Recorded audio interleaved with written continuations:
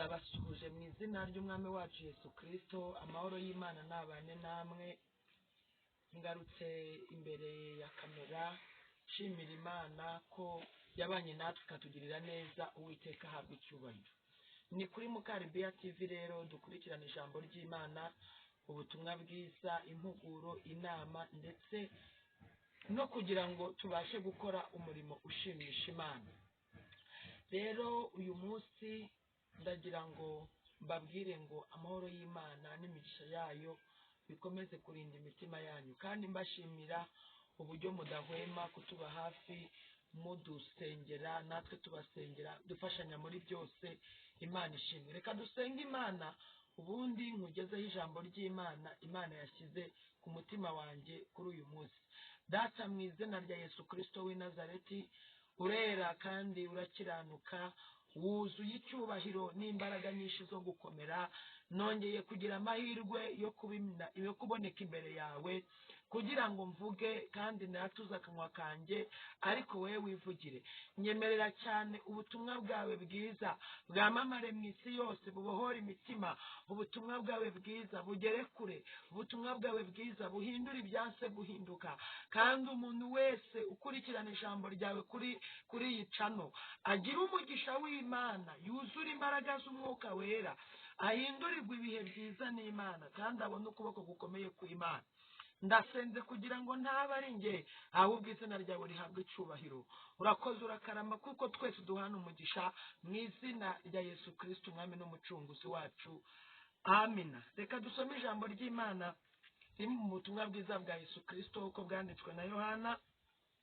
Turasoma igice cyaho cya 5 duhereye ku murongo wa 5. Hariho umuntu wari ufite indwara ayimaranye imyaka 38. Yesu amubonye arwaye, amenya yuko amaze igihe kirekire arwaye, aramubaza ati, mbese urashaka gukira? Umurwayi aramusubiza ati, databuja, simfite umuntu unjugunya mu kidendezi. Iyo amazi yihindurije nkiza, undi antanga kumanukamo. Yesu aramubwira ati, byuka, wikorere uburiri bwawe ugende. Muri ako kanya uwo muntu arakira, yikorera uburiri bwe aragenda. Imana ishimwe cyane.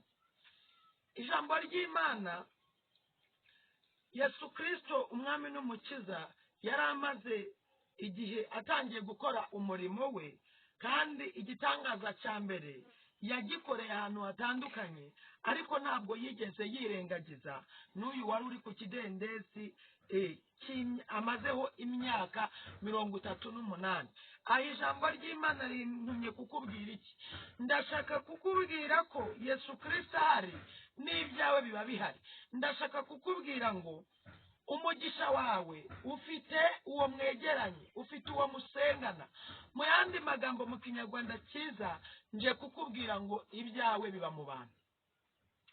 Kandi Yesu Kristo iyo atakiboneka kuri iki kidendezi, ntabwo wari kumenyaho umugisha wawe uri. Niwitwaze ba Yohana na ba Petero na ndetse na marayika, mu gihe ikidendezi cyihindurizaga, bo bagahita bajugunyamo uwabo. Ariko hari igihe wowe utegereza Yesu Kristo, ntugire ukurwanirira, ntugire ugutabara, ntugire ugufasha mu kibazo, ntugire n'ukwitaho, bikagombera ko ari Yesu uhagera. Imana ishimwe. Ndashaka kukubwira ngo we kwishyiramo abantu.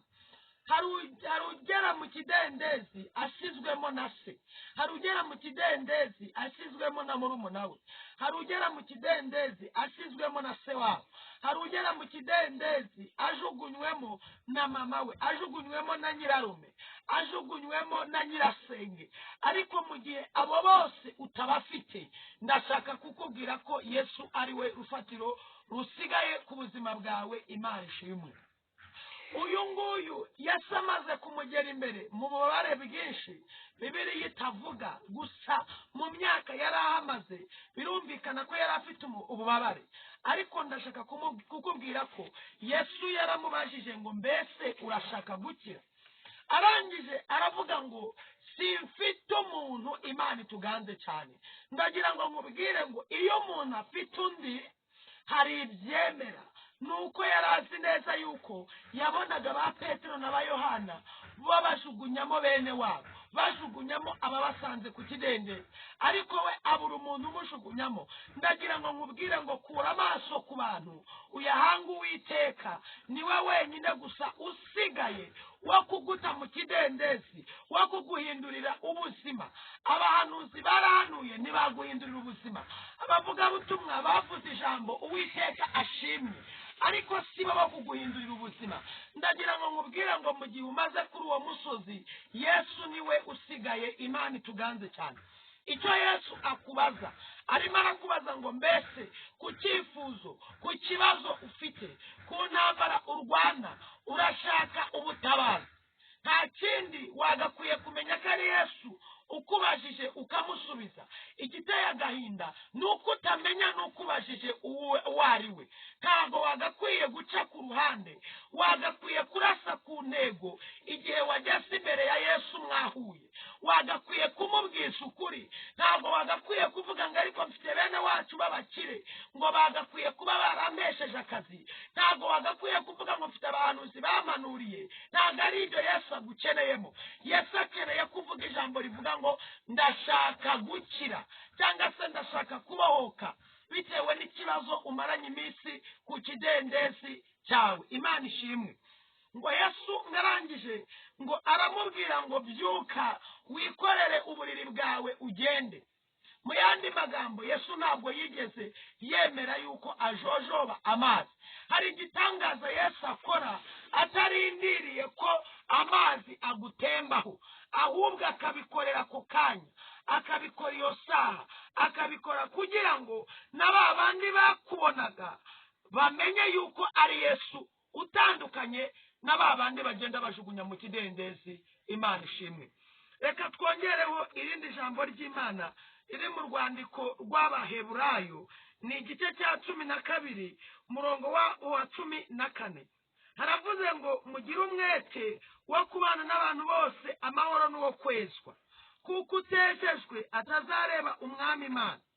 Mwirinde hatagira umuntu ugwa akava mu buntu bw'Imana, kandi hatagira umuzi wo gusharira umera ukabahagarika umutima, abenshi bagahumana. Imana idutabare cyane. Iri jambo rivuze ngo tugire umwete wo kubana n'abantu bose amahoro. Kuki aya magambo yaje ari ubuhanuzi ku buzima bwawe? Nuko mu kubana n'abantu bose amahoro, nakubwiye ko umugisha wawe uwo ari wo wose uri mu bantu. Nukunda abantu ukabana n'abantu amahoro, umugisha wawe wose uzagira agaciro. Nukunda abantu ukabana n'abantu bose amahoro, umugisha wawe wose uzaguka. Ndashaka kukubwira ngo ntabwo isezerano Imana yaguhaye rizasohozwa n'igiti. Nta nubwo Imana izava mu ijuru ngo irikubite aho ngaho. Nta nubwo Imana izava mu ijuru ngo iryake runaka iriguhe. Ahubwo hari umuntu ufite ibyawe. Imana idutabare cyane. Impamvu Yesu yavuze ngo yuka wikorera uburiri bwawe ugende, nuko wari umubonye nk'umuntu. Ariko noneho iteka n'iteka Yesu akorera mu bantu, Yesu akoresha abantu. Uwo mugira icyo mupfa ni nawe ufite umugisha wawe. Wa wundi wanze kubabarira ni ufite umugisha wawe. Wa wundi utabwiza ukuri ni ufite umugisha wawe. Wa wundi ubesha mu gitondo na nimugoroba, wa wundi utuka, wa wundi usuzugura, wa wundi utesha agaciro, wa wundi utitaho. Ndagira ngo nkubwire ngo niwe ufite umugisha wawe. Naje kukubwira ngo ibyawe biri mu bantu. Niba biri mu bantu rero, gira umwete wo kubana n'abantu amahoro. Inzu Imana izaguha izaca mu bantu. Akazi Imana izaguha kazaca mu bantu.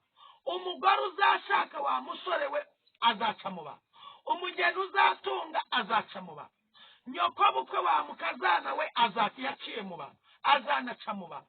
Uwo usuzugura wese niwe ufite umugisha wawe. Uwo uvuga ngo ntacyo amaze niwe ufite umugisha wawe. uwo utuka mu gitondo saa sita nimugoroba niwe ufite umugisha wawe. Ndashaka kukubwira ngo icyo uzagura cyose uzakigurira abantu. Abo uzajya kwaka akazi uzakaka abantu. Nujya kwaka akazi abo mufitanye bifu ndagira ngo nkubwire ngo ntuzakabona, kandi Imana yaragusezeranije akazi. Ndashaka kukubwira ngo ugire umwete wo kubana n'abantu bose amahoro, kuko abantu bose ntawe uzi ufite ibyawe ari. Muri abo bantu bose ntago uzi uzakugirira neza ari. Muri abo bantu bose ntawe uzi isezerano ryawe rizasohoreraho ari. Muri abo bantu bose ntabwo uzi uzakurengera arinde. Imana idutabare cyane. Umugore uzatunga wa musore we uzamukura mu bantu, wa mukobwa we umugabo uzakurongora uzamukura mu bantu. N'ubu uri muri tagisi niwitwararike, ushobora kuzasanga harimo nyokobukwe, kandi nutamwimukira mu cyicaro ejo akamenya ko umuhungu we mugendana. Ndashaka kukubwira ko iryo sezerano ritazaba risohoye. Aribwo abantu benshi bari kuzerera mu butayu, aribwo abantu bari kuzerera mu masezerano, bakavuga ngo Imana yarababwiye batabanye n'abantu amahoro, bakavuga ngo Imana yababwiye ko izabagirira neza kandi batagiriye abantu neza, bakavuga ngo Imana yarababwiye ngo izabashyira hejuru. Izagushyira hejuru iciye mu bantu, izagushyira hejuru iciye mu bantu. Gira umwete wo kubana n'abantu bose amahoro. Numara kubana n'abantu bose amahoro, ibyo Imana yavuganye nawe bizasohora, kuko izabicisha mu bantu. Nujya ku murenge uzahasanga abantu, kandi abo uzahasanga ushobora gusanga ari muri ba bandi wasuzuguye kera. Nabo ntibazakwitaho, ntibazagukemurira ikibazo. Kubera iki? Kubera ko iri jambo rigarutse, iyo uza kubana n'abamahoro serivisi yawe yagenda neza. Nubana n'abantu bose amahoro, abo uzabwira bose bazakumva. Nubana n'abantu bose amahoro, harimo abazakugabira kubera ko Imana yavuze ko uzagabirwa. Harimo abazakugira bazagusura kuko Imana yavuze ko uzasura. Tekereza ku isezerano ryose ufite. Nusanga utabanye n'abantu bose amahoro, gabanya amasengesho wongera urukundo, gabanya amasengesho wongera imbabazi, gabanya amasengesho ushyira mu bikorwa kugira ngo icyo Imana yavuganye nawe kibashe gusohora. Imana itugirire neza. Jambo ryavuze ngo mwirinde hatagira umuntu ugwa akava mu buntu bw'Imana. Kuva mu buntu bw'Imana nuko ibyo Imana yavuganye nawe bikaba bisohoye. Nuko uvuga ngo Imana yaravuze ntiyashyitse. Imana yavuganye nanjye ko izampa inzu, reka da. Izaguha inzu gute kandi uri umubeshi, kandi uri umugambanyi, kandi usebya abantu, kandi wirirwa ubeshya abantu, wirirwa ukoresha inama, ugambanira abantu, kandi abo ngabo uri gukorera ibyo byose nibo bafite ibyawe, nibo bafite ibyawe. None si iyo nzu uzayigurira igiti? Iyo modoka si uzayigurira igiti? Ese nugira umutwaro ukawujyana ku isoko ugasanga uwari uje kuwukenera n'umwanzi wawe ntimuvuga rumwe, azaba akikuguriye? Shyira umupira hasi, ubane n'abantu bose amahoro kugira ngo icyo Imana yavuganye nawe kibanze gushika. Shyira umupira hasi, wongere utange imbabazi. Wa mutima winangiye ureke Imana iwujanjagure, ugire urukundo. Nureba nk'umuntu mubona mu ishusho yawe, nubona umuntu mubonamo Kristo, nibwo Kristo azaca ku muntu agusohoreza icyo yavuze, akubwira icyo yakwemereye kugira ngo uve mu buzima bubi. Naho ubutayu n'imisozi uzayirukanka imyaka 10 ishire udafite umutima ukiranuka, udafite umutima wo kubana n'abantu bose amahoro. Uzarinda uzerera mu isi, uzarinda upfa ujya mu nda y'isi ibyo Imana yakubwiye bidasohoye kubera kutabana n'abantu bose iki amahoro. Yesu ahageze ku kidendezi, uriya murwayi yabonye umuntu, ntiyabonye ba Petero, ariko byange bikunde yaravuze ngo simfite umuntu. Nawe rero niba udafite umuntu, shyira umupira hasi, wongere ugarura urukundo wazimije, wongere ugarura imbabazi wanze gutanga, wongere uve mu bitekerezo bibi, wongere umuntu n'umureba umubonemo Kristo, uvuga ngo uyu niwe ufite ibyanjye. Umusengere, umwingingire Imana imuteze intambwe kugira ngo nawe ubone ibyawe. Imana idutabare cyane. Nawe niba uteze ibyawe mu bahanuzi, barahanuye nyene, ariko nutabana n'abantu amahoro n'ibyo baguhanuriye n'ibizasohora ntabwo bizashyika. Pasiwadi y'amasezerano yawe ni ukubana n'abantu bose amahoro, kuko abo muzabana amahoro bose nibo bafite ibyawe. Imana itugire neza cyane. Tugiye gusenga Imana ariko witekerezeho kubwira ijambo ry'Imana. Wiyimire, wisuzume, ugaruke mu murongo, wongere uvuge ngo mbese iri jambo numvise size mu nyurabwenge niko rimeze, icyo rimbwiye nicyo rivuze. Niba wumvise ibyo umwami Imana ntegetse kukubwira ibyo, hindura ingamba, ufate icyemezo, ubane n'abantu bose amahoro kugira ngo ubashe gusingira ibyawe. Data wa twese uri mu ijuru, urera kandi urakiranuka, ndagushimiye ko wemeye ko iri jambo ryawe ritambuka kuri iyi cano. Uwera wa Isiraheli, reka rigende rigere kure, reka ryagurire buri wese imbago, reka rihindure imitima y'abantu bose, reka rirema amashimwe, reka ryongere rigarure umuntu mu bihe byo gusenga. Uwasenze nabi yige gusenga neza, anabana n'abantu bose amahoro, kugira ngo isezerano ryose nzi neza ko rizaca ku bantu, nzi neza ko rizaca mu bantu, nzi neza ko rizaca ku muntu. Nk'uko igitangaza cyagaragaye ku kitina cy'amabara atanu ugaca ku muntu ukamugirira neza, ni nako n'umuntu wese waremye mu iyi si. Ijambo ryawe ritubwiye ngo tubane nabo amahoro, kuko ibyacu bifitwe n'abantu, imigisha yacu iri mu bantu. Amasezerano wadusezeranije azasohozwa n'abantu kubera ko twabanye nabo amahoro, kuko ijambo ryawe rirambwira ngo nintabasha kubona mugenzi wanjye mo Kristo ntabwo nzakunda Imana.